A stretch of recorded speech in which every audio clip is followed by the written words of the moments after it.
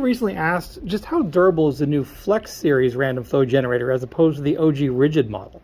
I think it's a great question, and I think it's time to put it to the test. So I'm going to go ahead and label these with a green rubber band and a red rubber band. So it's going to be red for rigid and green for flex. Let's go put this to the test. Here's the first test. We're going to do the salt bucket test. Basically, we're going to drop this, I don't know, what, 50-pound or 35-pound bucket of salt onto two nozzles. We got the flex and the rigid. So come on in here, pick that up. See what happens here. Just drop it. Okay, pick that up. I think we're going to need another rigid nozzle because we got a couple more tests planned. But the flex, we're just going to stick with this one because I think this one's doing pretty good. Get this mess cleaned up before we go forward. Okay, so I got myself another rigid nozzle. Obviously, the last one didn't make it past the test, so we're going to go ahead and label that with blue. And I think this time we're going to do the squish test. We're going to use this vise. So go ahead and safety first, right? We don't want to hurt anybody. So let's go ahead and take the rigid, put it in there. Go ahead and start cranking that down. Okay, so crank that down and see what happens.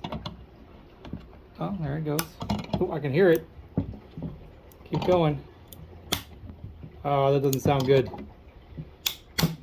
Oh, yep. Okay, so I think that failed. That definitely did not pass the test. It's doing pretty good though. All right, a little better than I expected. Okay, so let's go ahead and release that.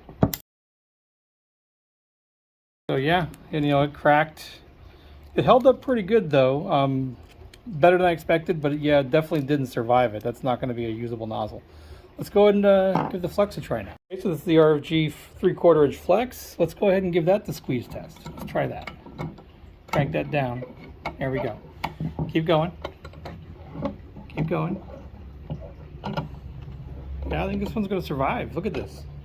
Just keep going all the way down. Crank that all the way down. That's pretty squished. Okay, so let's go ahead and release it and see what happens. Let's see what we got.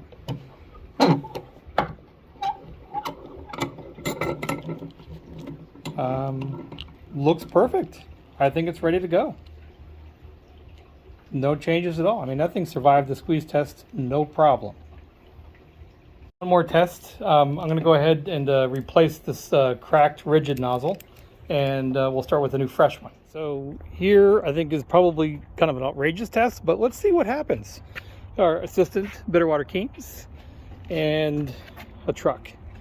So let's take a look. We're going to put the nozzles right here, side by side. Right, we'll do them like this. That way they can, got the best chance for survival.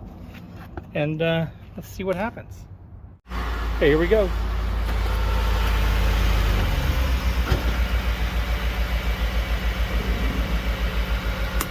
Oh, that didn't sound good at all. What do we got here? That one didn't survive. I'm going to say Flex did it. I think Flex survived that, no problem. There's no tears, breaks, or cracks. Yeah, rigid nozzle, not so much. Put that through all those tests, but let's take a look at the ultimate test. So these nozzles have been running in this tank continuously for upwards of 8 months or so. Check this out. I'm going to go ahead and pull this one out. There we go. Here so you can see it. Still flexible, still in good shape. It's been cleaned a couple of times, but cleaning is super easy and very durable. As you can see this here. See.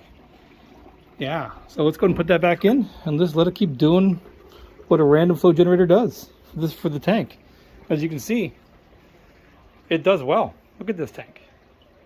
Only random flow generators flowing this entire 134 gallon cube.